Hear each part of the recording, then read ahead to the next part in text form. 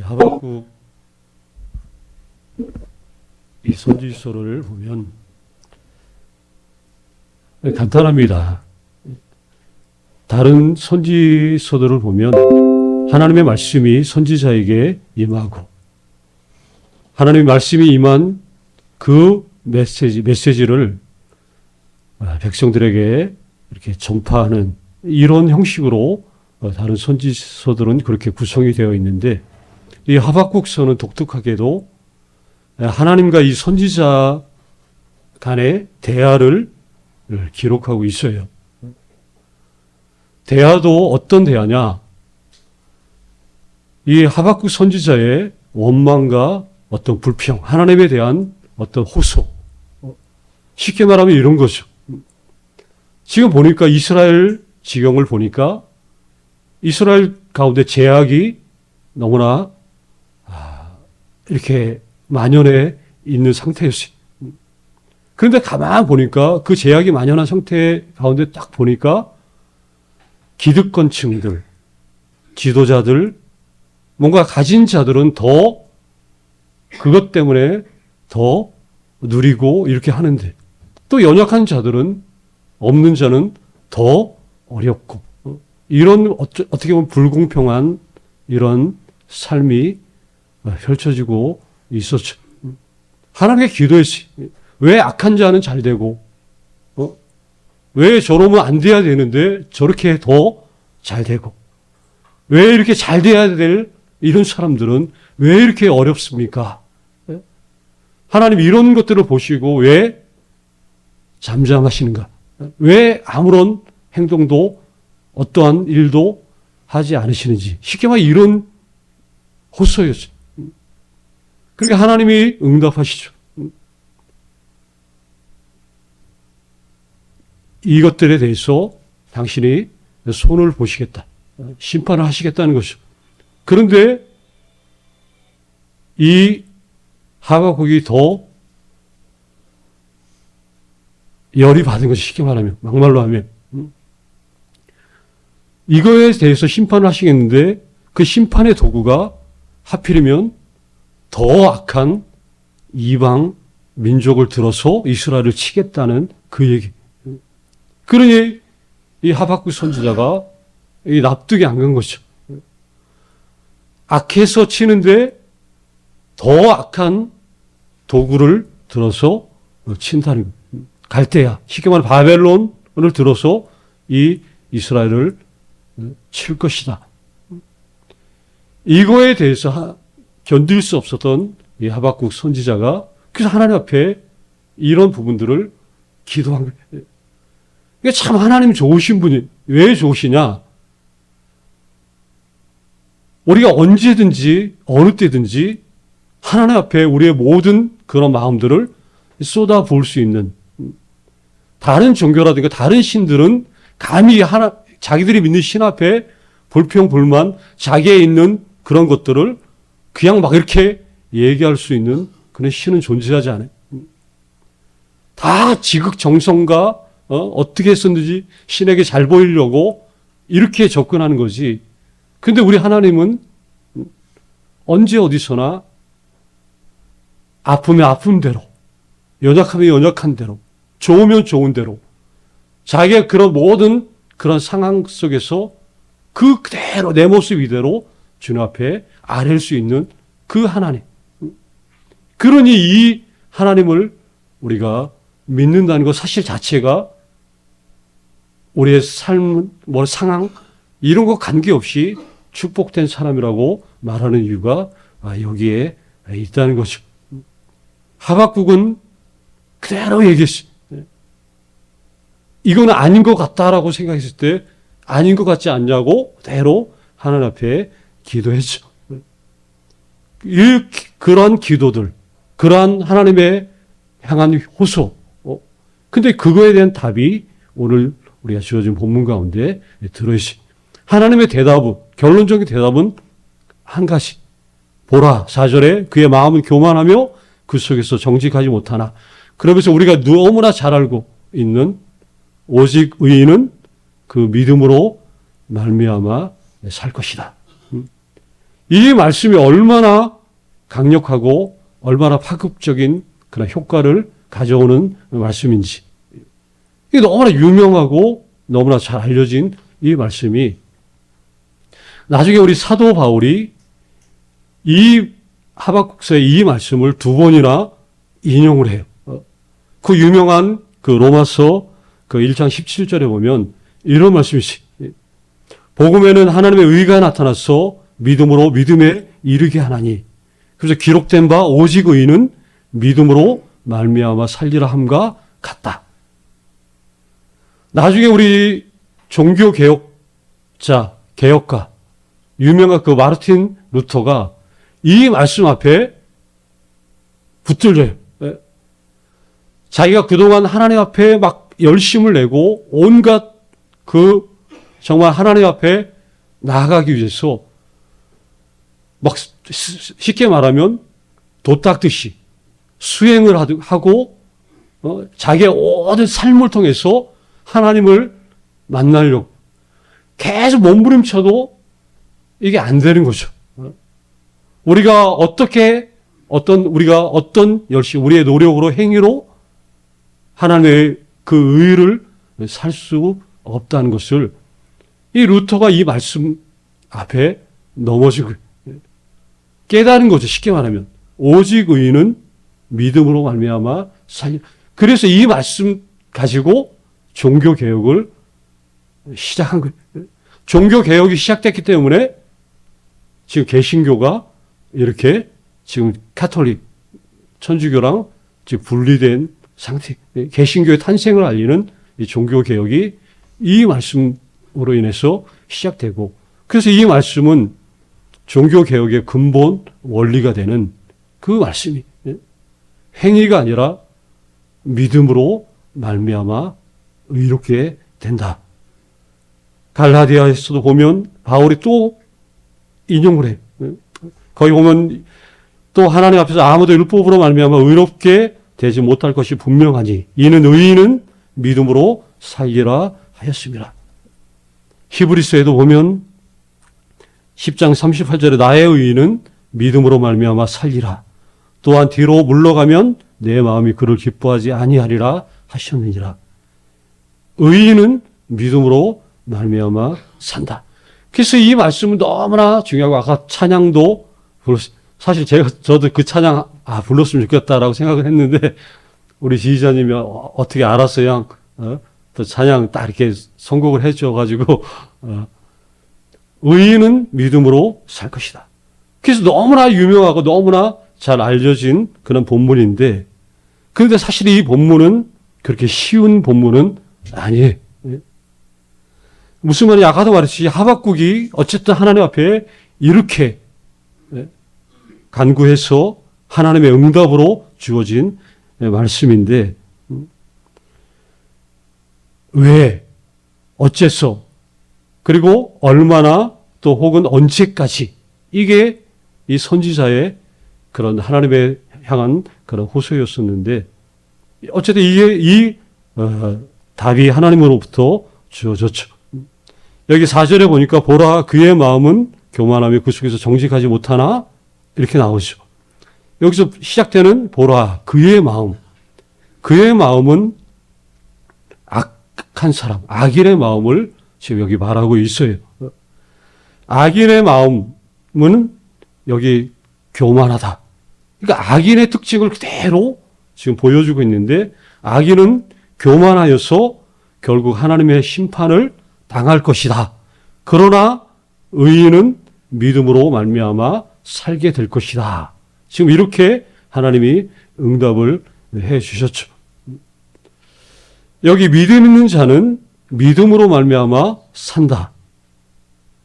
자, 하나님의 약속에 대해서 여기 의인이라는 말 자체가 그거 하나님의 약속이 주어졌을 때 그 약속에 대해서 그 약속이 당장 실현되지 않는다 할지라도 그 약속을 붙잡을 수 있는 사람.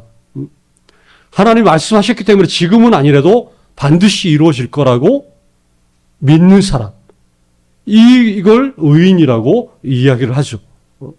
그 대표적인 예가 아브라함의 이야기. 아브라함이 하나님의 그 약속을 받았을 때 그것을 믿었다. 그 창세기 15장에 보면 그걸 믿었다라고 표현을 하고 있어요. 믿으니까 하나님이 그걸 보고 의롭다라고 여겼다. 그래서 하나님의 약속을 믿는 자를 의인이라고 쉽게 말하면 이렇게 이야기를 한다는 거죠. 자, 그런데 여기 의인은 믿음으로 말미암아 산다. 그 정의를 좀 잘 하셔야 돼요. 의인은 하나님의 약속을 믿는 사람을 의인이라고 말하는데 여기 믿음에 해당되는 그 단어, 그럼 믿음으로 말미암아 산다. 그럼 믿음으로 산다는 것이 뭘 말하는지 우리가 이거를 우리 중점적으로 알아야 한다는 거죠.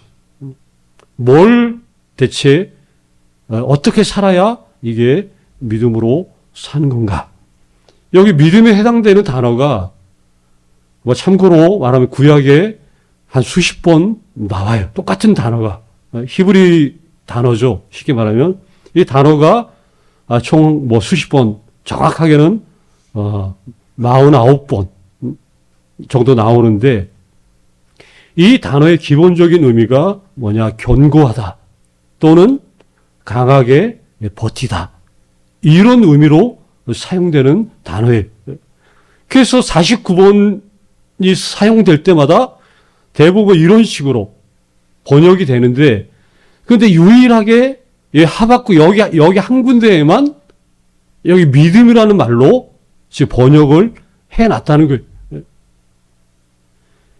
이 단어의 기본적인 의미가 강하게 버틴다, 견딘다 이런 의미인데 왜 여기다가 이렇게 믿음이라는 말로 여기에만 이렇게 번역을 해놨냐 하는 거죠. 그러면 이 기본적인 의미를 가미해서 이 말씀을 번역하면 직역하면 어떻게 돼요? 오직 의인은 믿음으로 여기를 오직 의인은 그의 뭘로 견고함으로 말미암아 산다. 또 하나 뭐예요? 오직 의인은 그의 버팀으로 말미암아 살 것이다. 이렇게 이 말씀이 번역이 돼요. 이게 굉장히 중요합니다. 오직 의인은 따라서 한번 해볼까요? 견고함으로. 또 하나는 버팀으로. 네. 오직 의인은 견고함으로 말미암아 살리라. 오직 의인은 버팀으로 말미암아 살리라. 직역하면 이런 식으로 해결이 돼야 된다는 것이죠. 이 똑같은 단어가 사용된 그 성경의 본문 중에서 제일 유명한 본문 중에 하나가 어떤 본문이냐? 이게 출애굽기 17장 2절에 나오는데 거기 보면 이런 그 말씀이 나와요. 우리 잘 아는 대로 출애굽한 이 백성들이 이 강야 루비딤이라고 하는 그 지역에 도착했을 때 그 지역을 지나가야 되는데 거기 아말렉이 거기서 방해를 하는 것이죠. 그래서 거기 잠시 그 강야에서 아말렉 족속과 이스라엘이 싸움을 해요. 그때 유명한 그 여호수아가 가가지고 아멜렉하고 싸움을 하는데 그때 모세가 어디 있었어요? 산꼭대기에 올라가지고 손을 들고 기도했잖아요. 근데 손을 들고 기도할 때는 이스라엘이 어떻게 해요? 이기잖아요. 근데 힘들어가지고 팔이 내려오니까 이스라엘이 또 밀리는 거예요. 이때 우리 그 유명한 아론과 훌이 양쪽 팔을 잡고 들어 올려줬어요. 그래서 모세가 양쪽 이렇게 해서 계속 들고 있으니까 전쟁에서 이긴 거죠. 여기 보면 모세의 손이 여기 그 손을 붙들었더니 그 손이 해가 지도록 내려오지 여기 아니한지라. 여기 손이 해가 지도록 내려오지 아니했다. 이걸 지역하면 그 손이 해가 지도록 견고하게 된지라 아니면 강하게 버틴지라. 해가 지도록 버텼다. 근데 그때 이 단어가 여기 믿음이란 단어랑 똑같은 단어라는 얘기. 그럼 이 말이 어떤 의미인지 우리가 그 현장감이 살아나죠. 의인은 강하게 버티는 삶을 사는 사람의 의인이다. 그럼 도대체 뭘 믿고 버티라는 겁니까? 아까도 말했듯이 하나님께서 수많은 약속들, 하나님이 우리들에게 주신 수많은 약속들이지. 그 약속은 어디에 있어요? 이 성경에 보면 수두룩하죠. 지금 우리한테 직접적으로 얘기하지 않아요. 왜냐하면 여기 다 이미 하나님의 무수한 하나님의 말씀을 통해서 약속들이 주어졌어요. 내가 너를 이렇게 하겠다. 그럼 그게 나에 대한 약속이에요. 앞길에 대해서 또 지금 현재의 삶에 대해서 그 말씀하시는 그 모든 말씀들이 우리들에게 나에게 주어진 약속의 말씀들이죠. 그 수많은 약속들이 주어졌고 아브라함의 경우 아까도 말했듯이 하나님의 약속을 받았을 때 그는 하나님을 믿었고 하나님은 그것을 그의 의로 여겨 주셨다. 그런데 약속이 주어졌는데 약속이라는 것이 항상 그렇죠. 약속은 성취가 되어질 것을 말하는 거예요.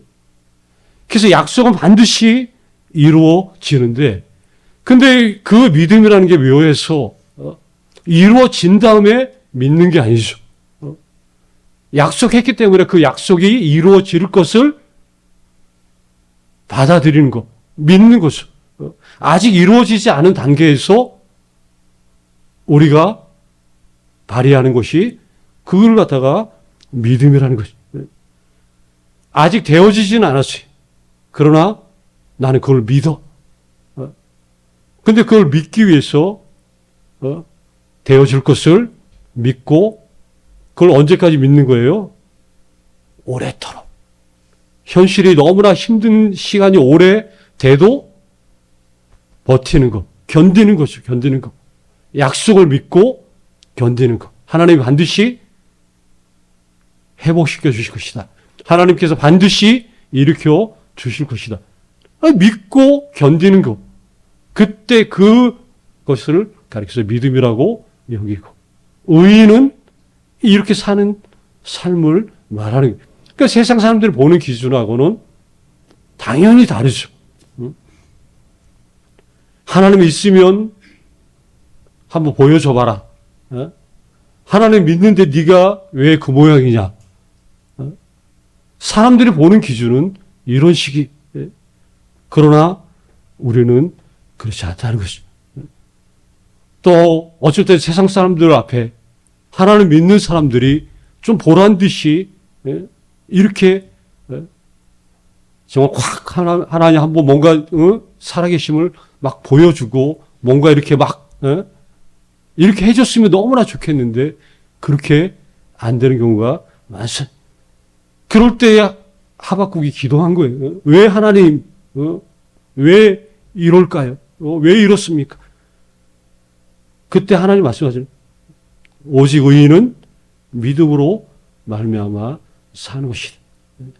버티는 것이다. 견디는 것이다. 이렇게 이 이야기를 하고 있습니다. 약속이 아직 성취되지 않은 그러한 상황이기 때문에 쉽지 않죠. 강하게 그러나 버티면 살 수 있다는 것. 지금 여기 이게 믿음으로 사는 삶의 모습이 이렇다는 거예요. 쉬운 길 아니에요. 항상 주님도 말했어요. 좁은 길로 가라고. 멸망으로 인도하는 그 넓은 길이 아니라 우리는 좁은 길로 어차피 가야 되고 또 주님의 제자인 우리들 스승이 가신 길을 따르는 사람들이 제자인데 주님이 고난의 터널을 지나갔으면 제자들도 당연히 그 길로 가야 하는 거죠. 이렇게 하셔야 했더니 하나님이 응답해 주셨고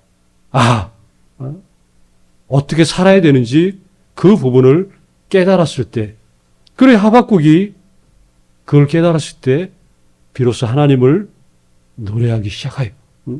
그 유명한 우리 하박국 3장 17절 18절 우리 누구나 잘 아는 노래죠. 비록 무화과 나무가 무성치 못하며 포도나무에 열매가 없어도 이래도 저래도 감람나무에 소출이 없어도 밭에 먹을 것이 없고 우리의 양이 없고 외양간에 소가 없어도 나는 여호와로 말미암아 즐거워하며 나의 구원의 하나님으로 말미암아 기뻐하리로다.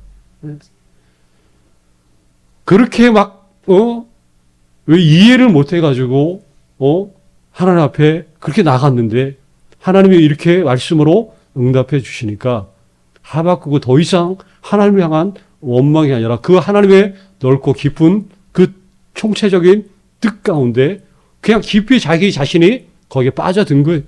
빠져드니까 찬양이 나은 거죠. 이 하박국의 그 당시의 상황을 아마 우리가 상상하면 아마 춤추고 난리 났을 거예요. 그렇죠?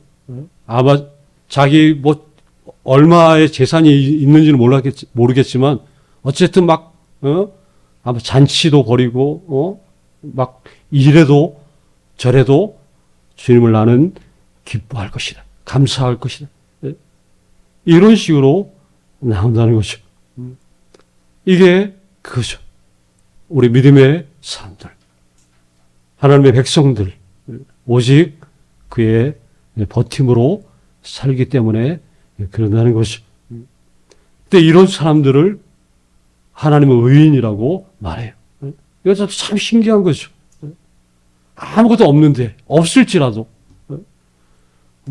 이렇게 열매도 없고 뭐가 없어도 의인으로 하나님은 보고 계시고. 근데 이게 언제까지냐?